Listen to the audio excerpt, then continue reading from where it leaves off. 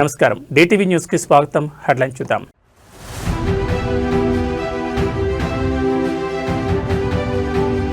అంతర్జాతీయ వేదికగా మేడారం, వనదేవతల చెంత న్యూజిలాండ్ మావోరి గిరిజనుల హకానృత్యం.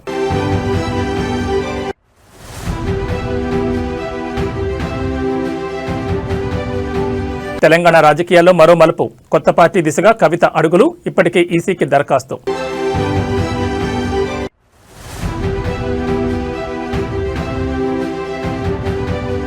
హార్వర్డ్లో స్టూడెంట్ రేవంత్ రెడ్డి, మంచు తుఫాన్లోనూ ఆగాను నాయకత్వ పాఠాలు.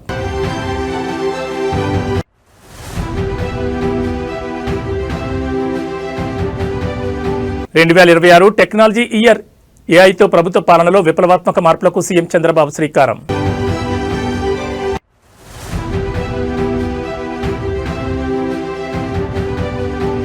'అమెజాన్'లోని ఆగన్ లేఆఫ్స్, కల్చర్ పేరుతో 30,000 మంది ఉద్యోగులపై వేటు వేస్తున్న సీఈఓ ఆండీ జోసీ. ఇక డీటెయిల్స్ చూస్తే, తెలంగాణ రాజకీయాల్లో గత కొన్ని రోజులుగా జరుగుతున్న పరిణామాలు, ముఖ్యంగా ముఖ్యమంత్రి రేవంత్ రెడ్డి విదేశీ పర్యటనలో ఉన్న సమయంలో డిప్యూటీ సీఎం భట్టి విక్రమార్క నిర్వహించిన మంత్రుల సమావేశం పెద్ద చర్చకు దారితీసింది. దీనిపై పీసీసీ అధ్యక్షుడు మహేష్ కుమార్ గౌడ్ కీలక వ్యాఖ్యలు చేశారు. ఢిల్లీలో కాంగ్రెస్ ప్రధాన కార్యదర్శి కేసీ వేణుగోపాల్తో భేటీ అయిన అనంతరం మహేష్ కుమార్ గౌడ్ మీడియాతో మాట్లాడారు. ప్రభుత్వంలో ఎలాంటి విభేదాలు లేవని ఆయన కుండబద్దలు కొట్టారు. సీఎం విదేశాల్లో ఉన్నప్పుడు రాష్ట్ర పరిపాలన స్తంభించకూడదని, ఆ ఉద్దేశంతోనే భట్టి విక్రమార్క మంత్రులతో సమావేశమయ్యారని ఆయన సమర్థించారు. దీనిపై అనవసర రగడ వద్దని సూచించారు. గడిచిన 10 ఏళ్ల బీఆర్ఎస్ పాలనలో జరిగిన అవకతవకలపై విచారణ జరగాల్సిందేనని డిమాండ్ చేశారు. ముఖ్యంగా ఫోన్ ట్యాపింగ్ వ్యవహారంలో దోషులెవరిని వదిలిపెట్టకూడదని, అందరికీ నోటీసులు ఇవ్వాలని కోరారు. ఎమ్మెల్సీ కవిత కాంగ్రెస్లోకి వస్తారనే ప్రచారానికి ఆయన గట్టిగా చెక్ పెట్టారు. ఆమె తమ పార్టీకి అవసరం లేదనే మాటకు తాను ఇప్పటికీ కట్టుబడి ఉన్నారని స్పష్టం చేశారు. హరీష్ రావు, కేటీఆర్ కాంట్రాక్టుల వ్యవహారంలో కవితే స్వయంగా కీలక విషయాలు వెల్లడించారని ఆయన ఈ సందర్భంగా గుర్తు చేశారు. ముఖ్యమంత్రి రేవంత్ రెడ్డి విదేశీ పర్యటన ముగించుకుని వచ్చిన తర్వాత రాష్ట్రంలోని తాజా రాజకీయ పరిణామాలపై హైకమాండ్తో సమగ్రంగా చర్చిస్తామని పీసీసీ బాస్ వెల్లడించారు. మొత్తానికి ఈ వ్యాఖ్యలతో పార్టీలో మరియు ప్రభుత్వంలో అంతా సవ్యంగానే ఉందనే సంకేతాన్ని కేడర్కు పంపే ప్రయత్నం చేశారు మహేష్ కుమార్ గౌడ్.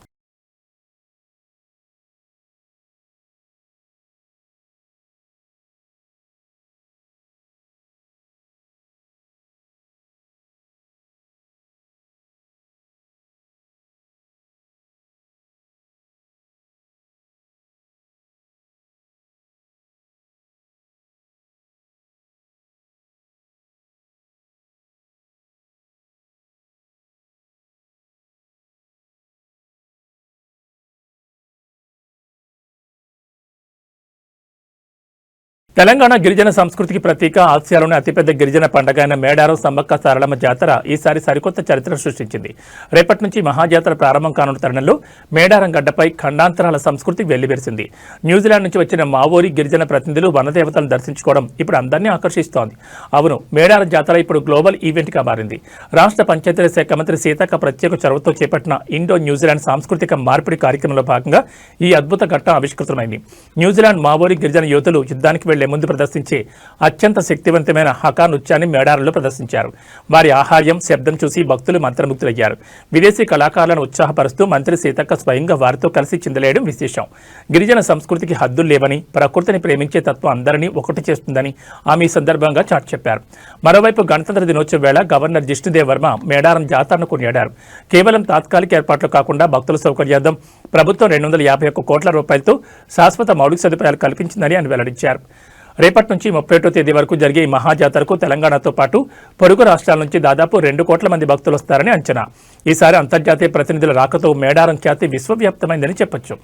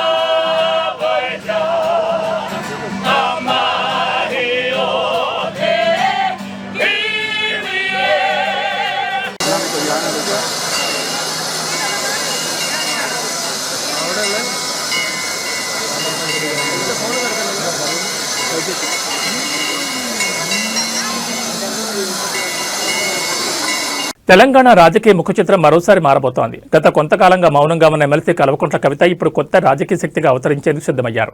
తన సొంత సంస్థ తెలంగాణ జాగృతిని రాజకీయ పార్టీగా మార్చే ప్రక్రియను ఆమె వేగవంతం చేశారు. ఢిల్లీ వేదికగా కేంద్ర ఎన్నికల సంఘానికి పార్టీ నమోదు కోసం దరఖాస్తు చేయడంతో రాష్ట్ర రాజకీయాల్లో ఒక్కసారిగా వేడి పెరిగింది. కేవలం సాంస్కృతిక కార్యక్రమాలకే పరిమితం కాకుండా ప్రజల పక్షాన పోరాడేందుకు కవిత సిద్ధమయ్యారు. అమరవీరుల ఆశయాలు, ఉద్యమకారుల కళాన్ని వినిపించే లక్ష్యంతో తెలంగాణ జాగృతిని పార్టీగా మారుస్తున్నారు. మరో 3 నెలల్లో దీనికి ఈసీ గుర్తింపు లభించే అవకాశం ఉంది.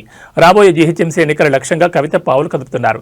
గణతంత్ర దినోత్సవం సందర్భంగా జాతీయ జెండా ఆవిష్కరించిన కవిత కేంద్ర ప్రభుత్వంపై తీవ్రస్థాయిలో మండిపడ్డారు. జనగణన 2026 డాక్యుమెంట్లో బీసీ కాలం లేకపోవడం వెనుకబడిన వర్గాలను వంచడమేనని ఆమె ఆగ్రహం వ్యక్తం చేశారు.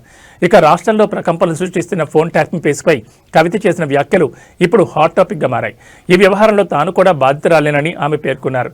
ఎన్నికల సమయంలో రాజకీయ లబ్ధి కోసమే పాత కేసులను ప్రభుత్వం తిరగదవుతోందని విమర్శించారు. జనగాం జిల్లా జఫర్గఢ్లో గాదే ఎన్ఐ కుటుంబాన్ని పరామర్శించిన సందర్భంగా ఆమె ఈ వ్యాఖ్యలు చేశారు.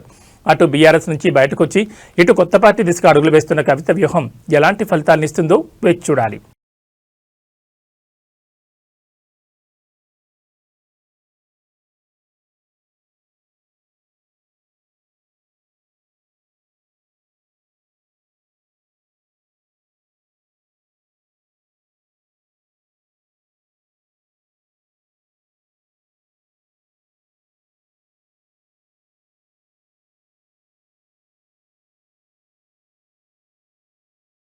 తెలంగాణ ముఖ్యమంత్రి రేవంత్ రెడ్డి ఇప్పుడు సరికొత్త అవతారమెత్తారు. పాలనలో దూకుడు ప్రదర్శించే ఆయన ఇప్పుడు ప్రపంచ ప్రఖ్యాత హార్వర్డ్ విశ్వవిద్యాలయంలో పాఠాలు వింటున్నారు. నాయకత్వ లక్షణాలపై శిక్షణ పొందేందుకు ముఖ్యమంత్రి హోదాలో అమెరికా వెళ్లిన రేవంత్ రెడ్డి అక్కడ ఒక సాదాసీదా విద్యార్థిలా క్లాసులకు హాజరవుతూ అందరి దృష్టిని ఆకర్షిస్తున్నారు. అమెరికాలోని మసాచ్యూసెట్స్లో ఉన్న ప్రతిష్టాత్మక హార్వర్డ్ కెనడీ స్కూల్లో రేవంత్ రెడ్డి తన ఎగ్జిక్యూటివ్ ఎడ్యుకేషన్ కోర్సును ప్రారంభించారు. లీడర్షిప్ ఇన్ 21వ సెంచరీ పేరుతో జరుగుతున్న ఈ కోర్సులో సీఎం పాల్పంచుకుంటున్నారు. కేవలం వినడమే కాదు, తోటి విద్యార్థులతో కలిసి గ్రూప్ ప్రాజెక్టులు, కేస్ స్టడీ అనాలిసిస్ మరియు హోంవర్క్లు కూడా చేస్తున్నారు. ఉదయం 7 గంటల నుంచే ఆయన క్లాసుల్లో నిమగ్నమవుతున్నారు. ప్రస్తుతం బోస్టన్ ప్రాంతాన్ని ఫెర్న్ అనే భీకర మంచు తుఫాను వణికిస్తోంది. -20 చలి, 2 అడుగుల మేర పేరుకుపోయిన మంచు ఉన్నప్పటికీ రేవంత్ రెడ్డి ఏమాత్రం వెనక్కి తగ్గకుండా తన తరగతులకు హాజరవుతున్నారు. స్వతంత్ర భారత్ చరిత్రలో ఒక ముఖ్యమంత్రి పదవిలో ఉండగా ఐవీ లీగ్ యూనివర్సిటీలో ఇలాంటి కోర్సుల్లో చేరడం ఇదే తొలిసారని సీఎం కార్యాలయం వెల్లడించింది. అయితే ముఖ్యమంత్రి హార్వర్డ్ వెళ్లడంపై రాజకీయంగా విమర్శలు రేగుతున్నాయి. నాయకత్వం అనేది క్షేత్రస్థాయిలో ప్రజల మధ్య ఉండి నిరూపించుకోవాలి కానీ విదేశీ యూనివర్సిటీలో కాదని బీజేపీ నేత ఎన్వీ సుభాష్ ఎద్దేవా చేశారు. రాష్ట్ర ఖజానాపై భారం వేస్తూ వ్యక్తిగత ఆకాంక్షల కోసం ఈ పర్యటన చేస్తున్నారని ఆయన ఆరోపించారు. ఏది ఏమైనా జనవరి 30 వరకు ఈ కోర్సు కొనసాగనుంది. ఆ తర్వాత రేవంత్ రెడ్డి హార్వర్డ్ సర్టిఫికెట్తో తిరిగి రాష్ట్రానికి రానున్నారు. మరి ఈ విదేశీ పాఠాలు తెలంగాణ పాలనలో ఎలాంటి మార్పులు తెస్తాయో వేచి చూడాలి.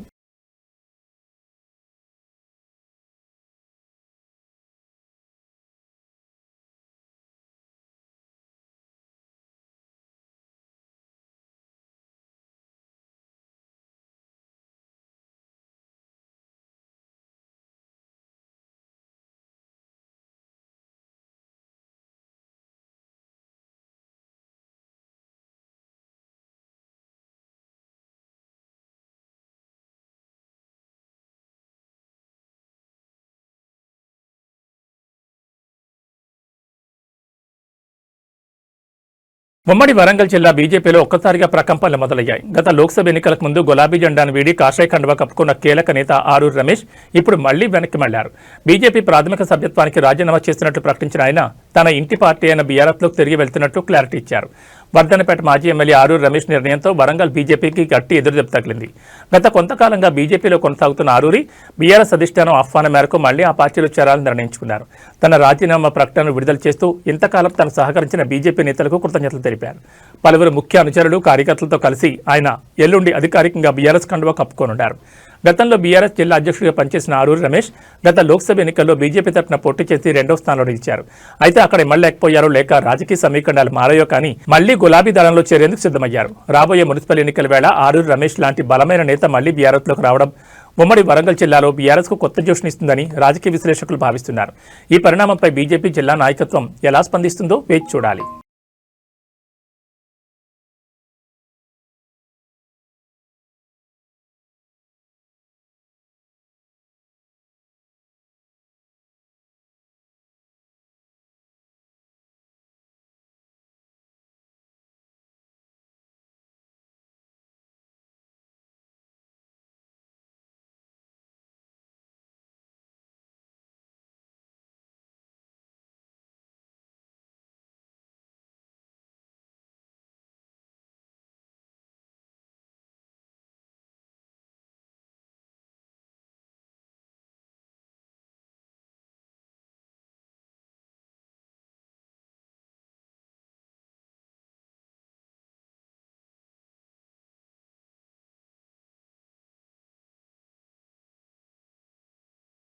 ఆంధ్రప్రదేశ్ రాజకీయ చరిత్రలో ఒక యువనేత అడుగులు అధికార మార్పిడికి ఎలా పునాది వేశాయో చెప్పేందుకు యువగళం ఒక నిలువెత్తు సాక్ష్యం. నారా లోకేష్ చేపట్టిన చారిత్రాత్మక యువగళం పాదయాత్ర ప్రారంభమై నేటికి సరిగ్గా 3 ఏళ్లు పూర్తయింది. ఈ సందర్భంగా మంగళవారం మంగళగిరిలోని టీడీపీ కేంద్ర కార్యాలయం ఎన్టీఆర్ భవన్లో పండగ వాతావరణం నెలకొంది. మంగళవారం ఉదయం ఎన్టీఆర్ భవన్కు చేరుకున్న మంత్రి నారా లోకేష్ కు పార్టీ నేతలు కార్యకర్తలు ఘన స్వాగతం పలికారు. కేక్ కట్ చేసి మిఠాయిలు పంచుకుంటూ ఈ 3 ఏళ్ల ప్రస్థానాన్ని గుర్తు చేసుకున్నారు. 2023 జనవరి 27న కుప్పంలో మొదలైన ఈ యాత్ర 226 రోజుల పాటు 3132 కిలోమీటర్ల మేర సాగింది. లోకేష్ అడుగుపెట్టిన 97 నియోజకవర్గాల్లో ఏకంగా 90 స్థానాల్లో కూటమి అభ్యర్థులు విజయం సాధించడం ఈ యాత్ర పవర్ ఏంటో నిరూపించిందని నేతలు కొనియాడారు. 11 ఉమ్మడి జిల్లాలు 2000కు పైగా గ్రామాల మీదుగా సాగిన ఈ ప్రయాణంలో లోకేష్ సామాన్యుల కష్టాలను స్వయంగా విని వారికి భరోసా ఇచ్చారు. యువతలో స్ఫూర్తి నింపడమే కాకుండా అప్పటి ప్రభుత్వ వ్యతిరేకతను ఓట్ల రూపంలోకి మార్చడంలో యువగళం సక్సెస్ అయిందని విశ్లేషకులు భావిస్తున్నారు. వేడుకల్లో పార్టీ రాష్ట్ర అధ్యక్షుడు పల్లా శ్రీనివాసరావు, మంత్రులు అచ్చెన్నాయుడు, కొల్లు రవీందర్తో పాటు పలువురు ఎంపీలు, ఎమ్మెల్యేలు పాల్గొని లోకేష్ కు ప్రత్యేక అభినందనలు తెలిపారు. ప్రజాక్షేత్రంలో లోకేష్ ను ఒక పరిణితి చెందిన నాయకుడిగా నిలబెట్టిన యువగళం తెలుగుదేశం పార్టీ కేడర్లో నింపిన ఊపు ఇప్పుడు ప్రభుత్వ పాలనలోనూ ప్రతిబింబిస్తోందని పార్టీ వర్గాలు ధీమా వ్యక్తం చేస్తున్నాయి.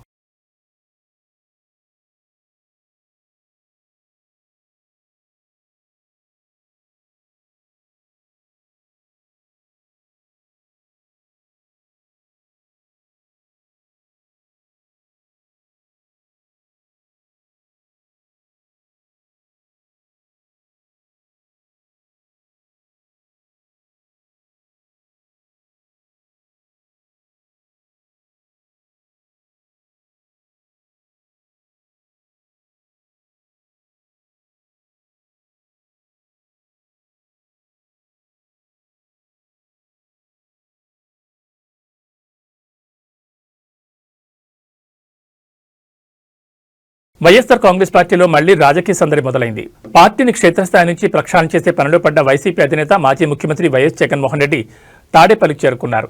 బెంగళూరు నుంచి నేరుగా గన్నవరం ఎయిర్పోర్టుకు చేరుకున్న ఆయన అక్కడి నుంచి భారీ కాన్వాయ్తో తన నివాసానికి వెళ్లారు. పార్టీ పటిష్టత కోసం జగన్ ప్రకటించిన వారానికి ఒక నియోజకవర్గ సమీక్ష కార్యక్రమం 2వ వారంలో ప్రవేశించింది. తాడేపల్లి చేరుకున్న వెంటనే జగన్ విశ్రాంతి తీసుకోకుండా ఈరోజు సాయంత్రమే పార్టీ ముఖ్య నేతలతో సమావేశం కానున్నారు. రాష్ట్రంలో జరుగుతున్న తాజా రాజకీయ పరిణామాలు, ప్రభుత్వ వైఫల్యాలను ప్రజల్లోకి ఎలా తీసుకెళ్లాలనే అంశంపై చర్చించనున్నారు. గత బుధవారం ఏలూరు నియోజకవర్గ నేతలతో భేటీ అయిన జగన్ రేపు మరో నియోజకవర్గ కార్యకర్తలు మరియు కీలక నాయకులతో సమావేశం కానున్నారు. నేరుగా గ్రౌండ్ లెవెల్ కార్యకర్తలతో మాట్లాడి స్థానికంగా పార్టీ ఎదుర్కొంటున్న సమస్యలను అడిగి తెలుసుకోనున్నారు. ఎన్నికల ఫలితాల తర్వాత మౌనంగా ఉండకుండా వరుసగా ప్రెస్ మీట్లు పెట్టడం మరియు నేతలతో టచ్లో ఉండడం ద్వారా కేడర్లో ఉత్సాహం నింపాలని జగన్ భావిస్తున్నారు. మొత్తానికి జగన్ తాడేపల్లికి రావడంతో అటు పార్టీ ఆఫీస్ వద్ద ఇటు రాజకీయ వర్గాల్లో ఆసక్తి నెలకొంది. రేపటి సమీక్షలో ఆయన పార్టీ శ్రేణులకు ఎలాంటి దిశానిర్దేశం చేస్తారో చూడాలి మరి.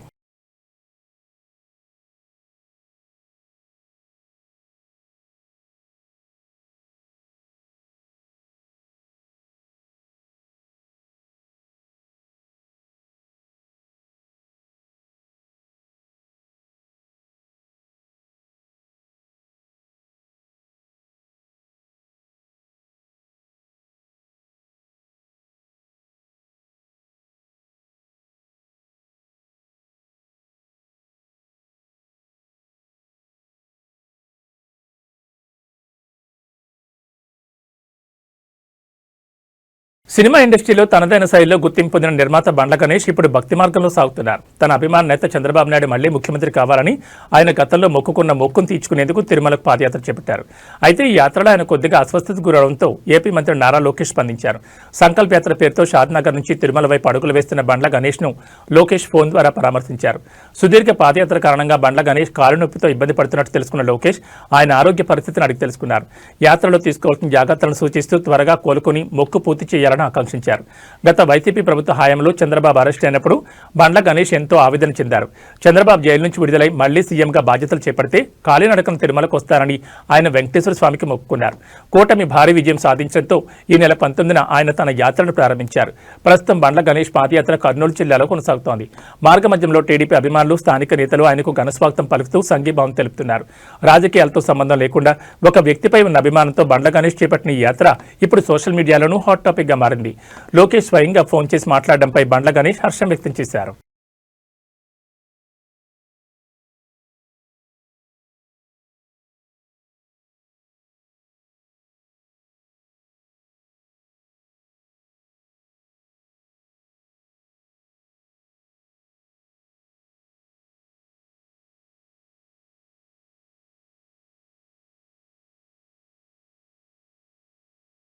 ఆంధ్రప్రదేశ్లో పాలన ఇకపై మరింత స్మార్ట్గా మారబోతోంది. టెక్నాలజీ అంటే కేవలం కంప్యూటర్లు మాత్రమే కాదు, అది సామాన్యుడి సమస్యకు పరిష్కారం చూపే ఆయుధమని నమ్మి ముఖ్యమంత్రి చంద్రబాబు నాయుడు పాలనలో సరికొత్త విప్లవానికి నాంది పలికారు. 2026 సంవత్సరాన్ని టెక్నాలజీ డ్రివెన్ డిసిషన్ మేకింగ్ ఇయర్గా ప్రకటించారు. అమరావతిలోని క్యాంపు కార్యాలయంలో ఆర్టీజీఎస్పై వివిధ శాఖల అధికారులతో సీఎం సుదీర్ఘంగా సమీక్షించారు. ప్రభుత్వ సేవల్లో కృత్రిమ మేధ వినియోగాన్ని భారీగా పెంచాలని సీఎం ఆదేశించారు. ప్రజల నుంచి వచ్చే గ్రీవెన్స్లను కేవలం ఏఐ ద్వారా అత్యంత వేగంగా మరియు పారదర్శకంగా పరిష్కరించాలని స్పష్టం చేశారు. క్షేత్రస్థాయిలో పనిచేసే ఉద్యోగులు కాగితాల వేటలో పడకుండా టెక్నాలజీ ద్వారా వారి పనిభారాన్ని తగ్గించాలని సూచించారు. సాంకేతికతపై పట్టులేని వారికి ప్రత్యేక శిక్షణ ఇచ్చి వారిని కూడా డిజిటల్ బాట పట్టించాలని అధికారులకు దిశానిర్దేశం చేశారు. ఏపీ ప్రభుత్వం ప్రయోగాత్మకంగా చేపట్టిన వాట్సాప్ గవర్నెన్స్ అద్భుత ఫలితాలు ఇస్తోంది. ప్రస్తుతం దీని ద్వారా 878 రకాల సేవలు అందుబాటులో ఉన్నాయని, ఇప్పటికే 1.43 కోట్ల మంది ప్రజలు ఈ సేవలను వినియోగించుకుంటున్నారని అధికారులు సీఎంకు వివరించారు. సమావేశం చివరిలో వైద్యం, వ్యవసాయం, రెవెన్యూ మరియు అగ్నిమాపక వంటి కీలక శాఖల పనితీరును కూడా సీఎం సమీక్షించారు. డేటా ఆధారంగా నిర్ణయాలు తీసుకోవడం ద్వారా ప్రభుత్వంలో జవాబుదారీతనం పెరుగుతుందని ఆయన ఆశాభావం వ్యక్తం చేశారు. మొత్తం మీద 2026 నాటికి ఏపీ పాలనలో ఏఐ మరియు డేటా అనలిటిక్స్ కీలక పాత్ర పోషించబోతున్నాయని అర్థమవుతోంది.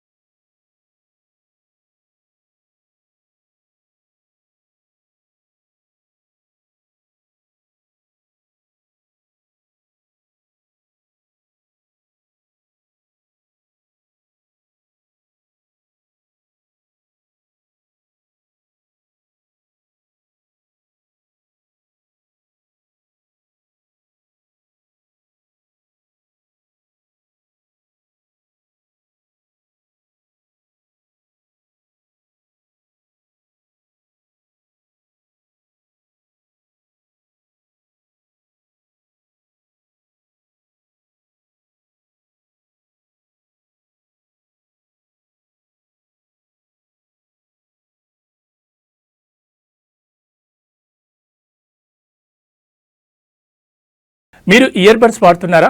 గంటల తరబడి చెవిలో పెట్టుకోవడం వల్ల నొప్పిగా అనిపిస్తోందా? అయితే మీకోసమే రియల్మీ ఒక క్రేజీ ఆవిష్కరణలో ముందుకొస్తోంది. ఇప్పటి వరకు మనం చెవి లోపల దూచుకునే ఇయర్ బడ్స్ చూసాం, కానీ రియల్మీ ఇప్పుడు క్లిప్ తరహాలో చెవికి తగిలించుకునే సరికొత్త రియల్మీ బడ్స్ క్లిప్ను లాంచ్ చేయబోతోంది. ఇది కేవలం స్టైల్ మాత్రమే కాదు, ఆరోగ్యాన్ని కూడా ఎంతో మేలు చేస్తోందంటోంది కంపెనీ. సాధారణంగా ఇయర్ బడ్స్ ఎక్కువసేపు వాడితే చెవిలో గాలి ప్రసరణ లేక ఇన్ఫెక్షన్లు వచ్చే అవకాశం ఉంటుంది.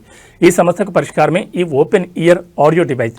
ఈ బడ్స్ చెవి కాలువను మూసేవు, చెవి బయటి వైపు క్లిప్ లాగా తగిలించుకోవచ్చు. దీనివల్ల పాటలు వింటూనే చుట్టుపక్కల ఏం జరుగుతుందో కూడా గమనించవచ్చు. ముఖ్యంగా రోడ్డుపై నడిచేటప్పుడు లేదా డ్రైవింగ్ చేసేటప్పుడు ఇది చాలా సురక్షితం. ఇవి కేవలం 5.3 గ్రాముల బరువుతో చాలా తేలిగ్గా ఉంటాయి. టైటానియం ఆధారిత మెమరీ మెటల్తో తయారు చేయడం వల్ల ఏ సైజ్ చెవికైనా ఇవి కంఫర్టబుల్గా సెట్ అయిపోతాయి. ఓపెన్ డిజైన్ అయినప్పటికీ సౌండ్ క్వాలిటీలో రియల్మీ రాజీ పడలేదు. ఇందులో dual driver setup, AI sound tuning మరియు స్పేషియల్ ఆడియో వంటి ఫీచర్లు ఉన్నాయి. అంటే సినిమా థియేటర్ లాంటి అనుభూతిని ఇవి అందిస్తాయి. త్వరలోనే మార్కెట్లోకి రానున్న ఈ రియల్మీ బడ్స్ క్లిప్ ఆడియో మార్కెట్లో కొత్త ట్రెండ్ సెట్ చేయడం ఖాయంగా కనిపిస్తోంది.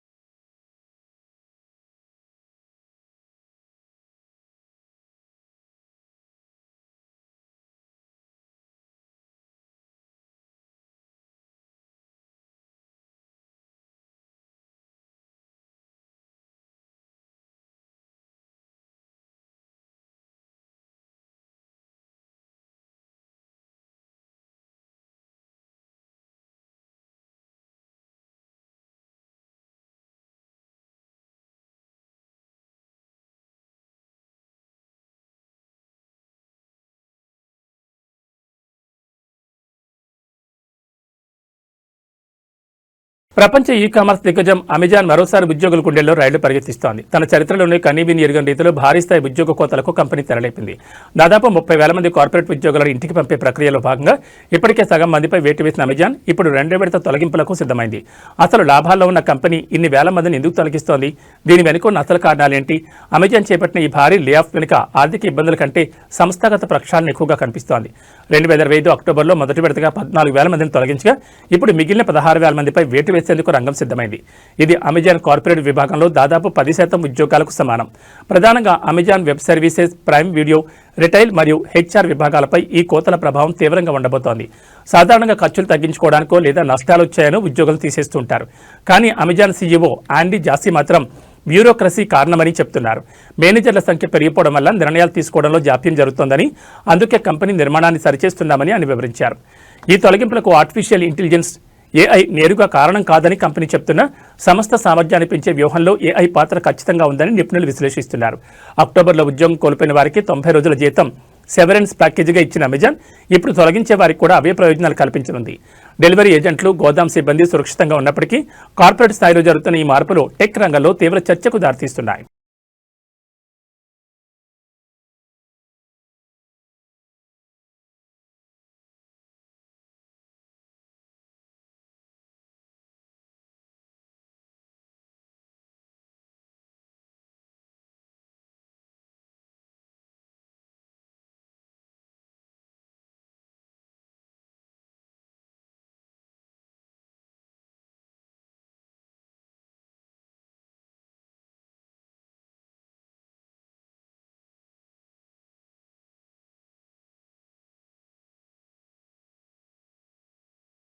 అంతర్జాతీయ రాజకీయాల్లో భారత్, రష్యా, అమెరికా మధ్య చమురు చిచ్చు మళ్లీ రాజుకుంది. రష్యా నుంచి భారత్ భారీగా ముడి చమురు కొనుగోలు చేయడంపై అమెరికా కొత్త ఆర్థిక మంత్రి స్కాట్ జిసెంట్ విస్మయం వ్యక్తం చేశారు.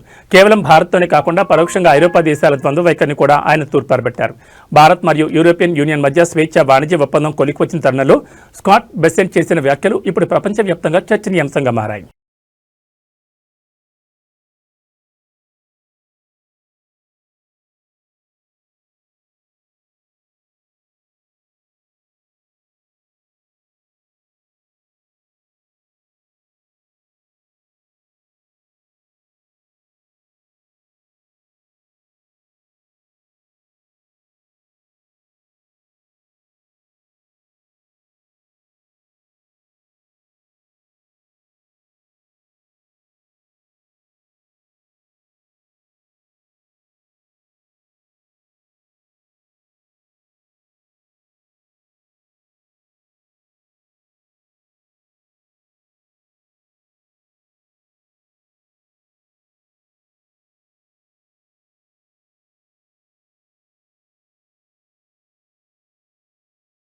ఇవి బులెటిన్ విశేషాలు. మరో బులెటిన్లో మళ్ళీ కలుసుకుందాం. నమస్కారం.